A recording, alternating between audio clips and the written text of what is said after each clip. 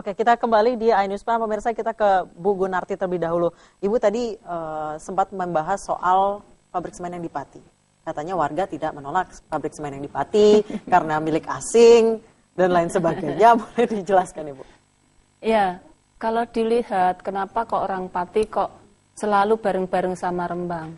Itu karena tanah kami antara Pati, Rembang, selagi tanah kita kan nggak bisa disekat-sekat. Kalau Rembang rusak, Pati juga ikut rusak. Kalau ada yang bilang Pati nggak ditolak, itu salah. Karena apa? Prosesnya beda, Mbak. Di Pati, kenapa nggak kelihatan? Di Pati itu prosesnya pengadilan sudah sampai di Mahkamah Agung. Oke. Dan di Mahkamah Agung baru tanggal 6 Maret kemarin ada putusan. Dan kami dengar putusan itu waktu dulur-dulur pasang kaki di depan istana. Jadi, dan dari PT SMS yang di Pati, itu belum punya tanah 1 hektar pun. Dan lahan yang mau diambil ada 180 hektar, digarap warga itu 560 orang, itu miliknya 4 desa. Oke, Bu Gunarti boleh langsung konfirmasi ke Pak Ganjar langsung. Pak Ganjar?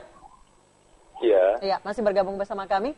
Pak Ganjar, salah satu warga Anda, Ibu Gunarti. Ada yang ingin ditanyakan, ada yang ingin dikonfirmasi, Pak Ganjar. Silakan Ibu. Nggih, Pak Ganjar. Nggih, betul. Warasan. Nggih, seger waras ya. Kalau mengenai soal pabrik semen yang di Pati, kalau dianggap kami enggak menolak, itu rasanya salah. Saya juga pernah bilang sama Pak Ganjar, prosesnya beda. Memang enggak kelihatan di luar karena lawang semen PT SMS itu belum punya tanah 1 hektar pun.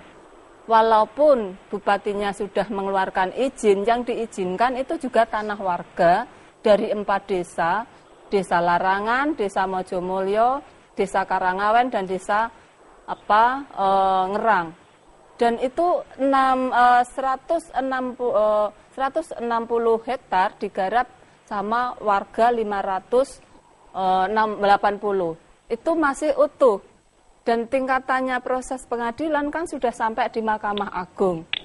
Nah, masa kita mau ngeruduk ke PTSI? Kita itu patuh sama hukum. Jadi biar proses hukum berjalan, ya kita tunggu. Oke, Pak Ganjar langsung saja ditanggapi. Iya. Memang agak beda Mbak suasananya, karena saya juga nungguin ketemu Mbak Gunarti, Mas Gunterto, terus kemudian dan juga ketemu dengan seluruh sikap yang lain ya. Ketika kemudian diomongkan seperti itu, iya. Dulu waktu yang semen Rembang ini itu pengadilannya ditungguin, Mbak. Pengadilannya ditungguin. Long Mas jalan, terus kemudian kehujanan, terus mampir ke museum saya, itu semua ditungguin.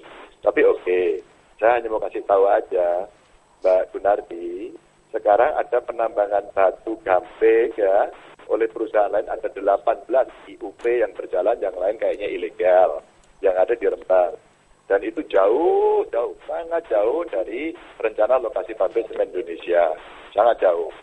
Nah artinya sebenarnya di situ sudah terjadi perusakan lingkungan, tapi tidak ada satu orang pun yang mempersoalkan.